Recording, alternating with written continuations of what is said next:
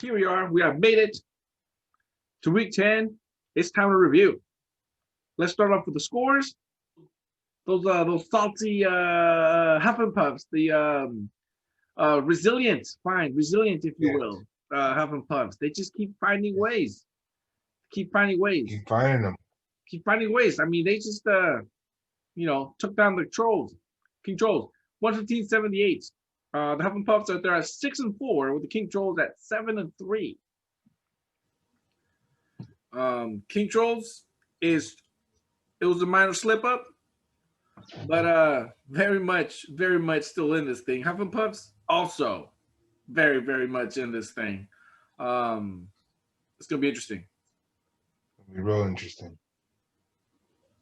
Real interesting. For a while there, it looked like the cute dogs were about to come out with another win. It looked like they were gonna take it. They looked like it. But the Oysters came back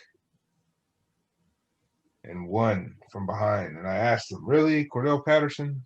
He said, yeah, man. He's a wide receiver and a running back. So, you get both. Yeah, true. They helped them.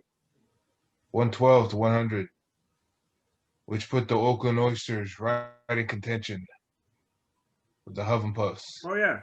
It was one of those things like, you know what? If I would say, if anything, it was definitely my favorite matchup of the entire week. Because I don't know if you knew this, but I'm a big cute dogs fan.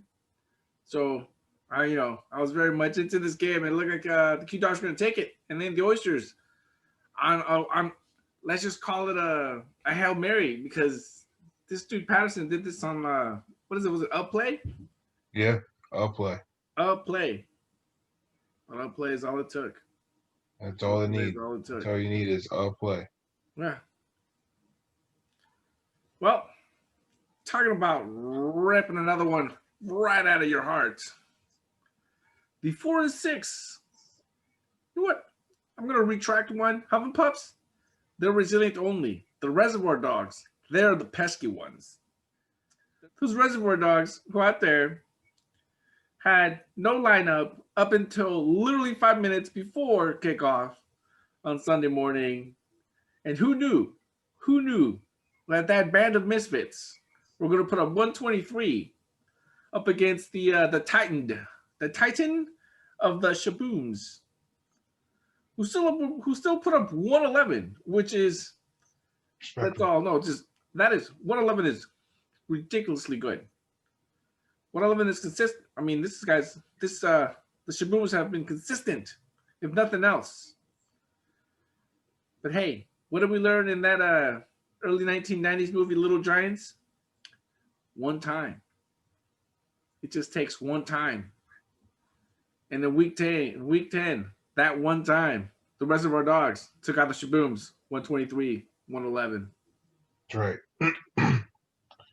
The Reservoir Dogs truly lived up to their name with that band of misfits. Oh yeah.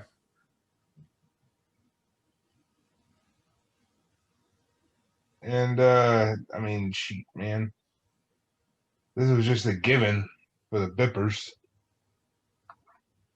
who would just find ways to just come out with points. 139-85 against the Droid Light Matters, who are just sitting at the bottom of the barrel at 1-9. Jesus. Jesus. And you got the Bippers up top, 8-2. 8-2. What is? What the hell's a Bipper? I don't know if we ever discovered what the hell a Bipper is. But we do know that a Bipper is 8-2. That's right. That we know. We know one Bipper has 8-2. Yeah. I would very much still believe that, like I said, Q Dogs versus the Oysters was definitely the game of the week. But right there on the opposite side of the spectrum was the battle of the no one can score points. No one can score points for one reason or another. However, the 5-5 Alfredo Poyos managed to put up just enough points at 87 to beat the Flying Graysons, who are now 4-6, who put up 72. The world is a crazy place. this was not a good game. It was not a good matchup. It was terrible. It was a cringe the entire day. The entire day was a cringe. But check this. The Alfredo Pollos are no losers. Not in week 10. Not in week No. 10. No, not in week 10. And there they are coming alive, ladies and gentlemen. That's right. They are in That's right. the hunt. Who knew that? Who knew that 7th place could be so much alive right now? That's a wrap. 4 more weeks, baby. 4 more weeks. Yes. That's right. And I guess you could call it a slump. Dayman is kind of been in a slump. 2-game losing streak. I mean, Cracker Killers just came up and just popped him in the mouth. Yeah. And stay back down. Like, oh, okay. But who they were in a slump on their own. Yeah. They were on their slump on their own then. It came my way, and I apparently gave them that boost. Yeah. I broke it up for them. You know what? Think of it this way. Think of it this way. They were falling down so hard for so long that if they put their fist, if they go down fist first, then of course, it's going to be a punch. It's true. It's true. Centrifugal force, dude. That's right. But alas, it was a slaughter, 134-92. But Dayman still sits atop of the pack in 3rd place. The top of the 6-4s. Yeah, that's right. Top of the 6-4s, baby. Which is like we'll go over it a little later, but it's was it 4? 4. 4 teams. 4 in the top 6 teams are 6-4. We like that. That makes it real interesting. That's right. This week we're gonna go over our honey buns and crumb buns. Let's do it.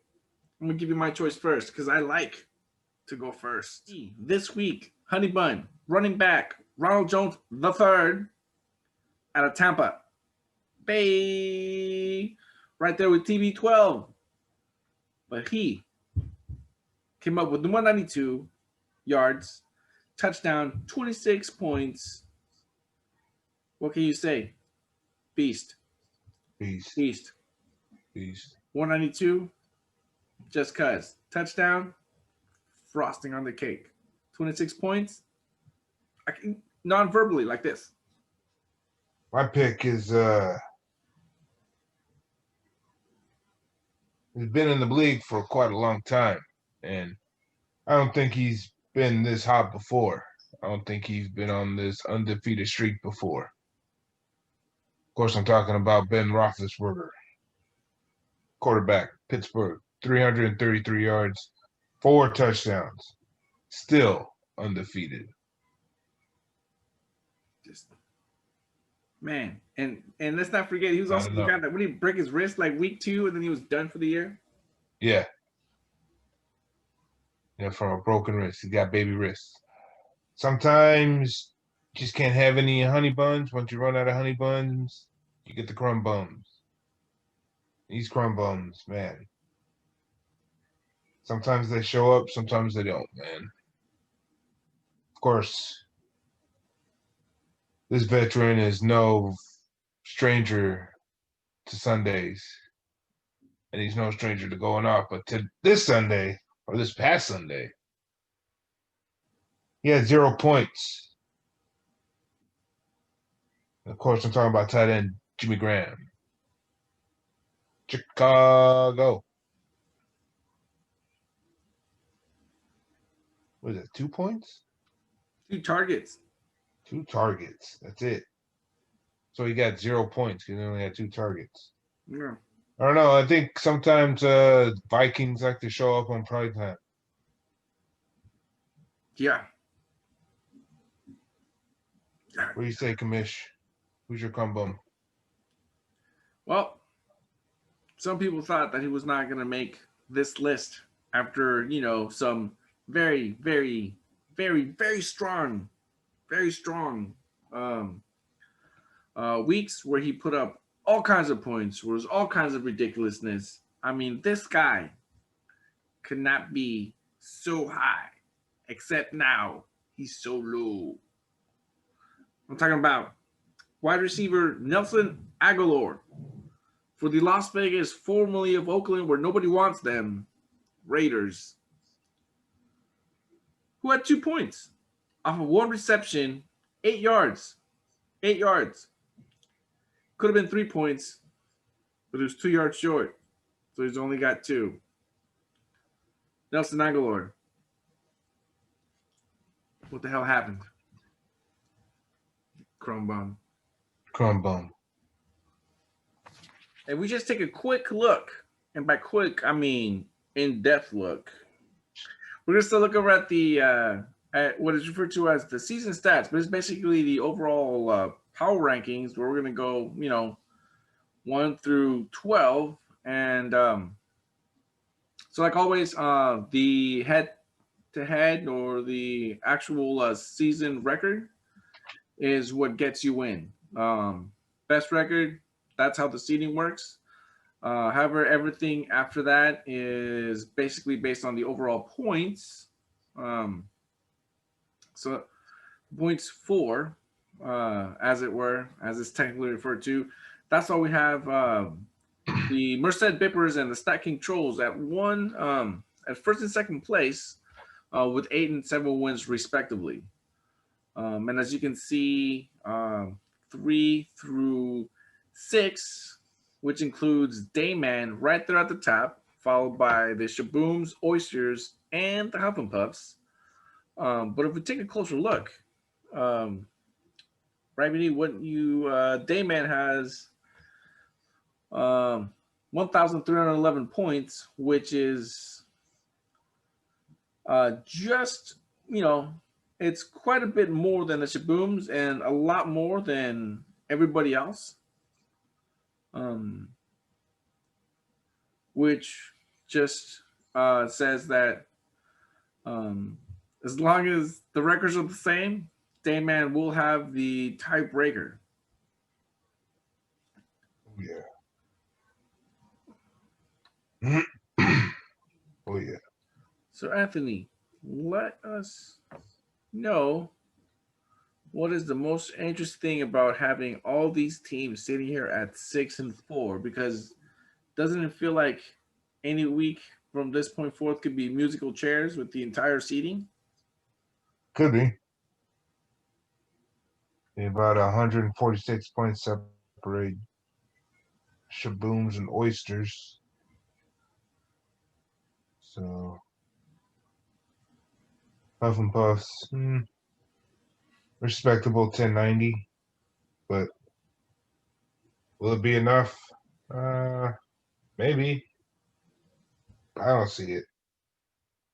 I think it'll be a battle between the Oysters and the Shabooms for the final spot. Am I saying Dayman's a lock? No. We never know what could happen from here on out, but I do see Dayman in the playoffs, though, one way or another. The Alfredo Pollos are 5 and 5, and if we take a look at the points for, they are sitting at 1,231 overall points. While the Shabooms are really, really close, the Dayman pretty far. So looking at quite the tiebreaker if it were to get even. But as we can clearly see, that is still one game back behind, what is it, the 4 teams that are tied for third? Technically, is it tied for third? Either way, the data says that Dayman is in third. Shabooms in fourth, Oysters fifth, Huff and Puff sixth, Pollo seventh. But I gotta tell you, I think the Q Dogs can still make everything interesting if things fall the right way. But if we were to objectively pick a dark horse, I think the Oysters can be the sneakiest team out of all of them. We're gonna play a quick game of Does Big Daddy No. I hope he does. Hey, I hope so. Don't worry. Don't worry. This guy here, first clue, Bay Area guy. Bay Area Very. guy. Hmm. Yeah. This player had a 9-year career, which totaled 8,167 yards with 68 touchdowns. Hint, those are rushing touchdowns. There were 11 receiving touchdowns. Okay. This player was drafted in the second round, 60th overall, 2006. By a New York team No, or a New York State team. it was an AFC South team. Oh, an AFC South team. Oh, yeah. 2010 is actually the year that he played the entire year with a torn meniscus.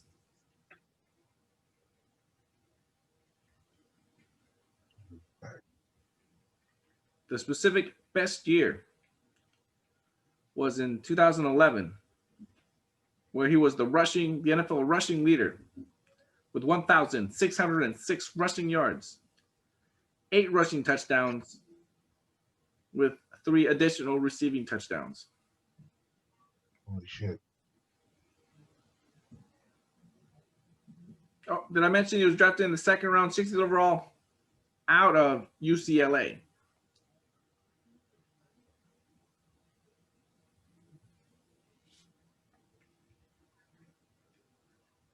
Hmm. He was born in Oakland, went to De La Salle High School.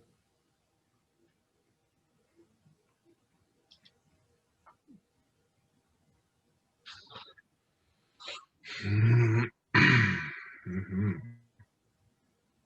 Originally drafted, the 2 teams that he's played for, Jacksonville, 8 years, Oakland, 1 year. I know who it is. It's Maurice Jones-Drew. You're darn right it is.